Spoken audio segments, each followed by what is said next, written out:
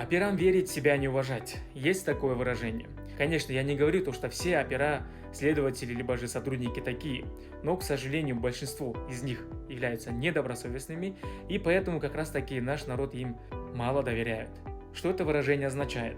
Если опер, следователь, либо же иной сотрудник правоохранительных органов дает какой-либо вам документ, чтобы вы его подписали, нужно это обязательно смотреть, читать, советоваться с юристами-адвокатами. Если сотрудник вам говорит какие-то хорошие и приятные слова, не стоит всему верить. Если сотрудник вам говорит: возьми это на душу, я тебя вытащу, ты получишь самое легкое наказание, не стоит всем этим словам верить, потому что впоследствии ничего этого не будет, а этот сотрудник об этом говорит лишь только имея своей цели. Проще говоря, получить результат.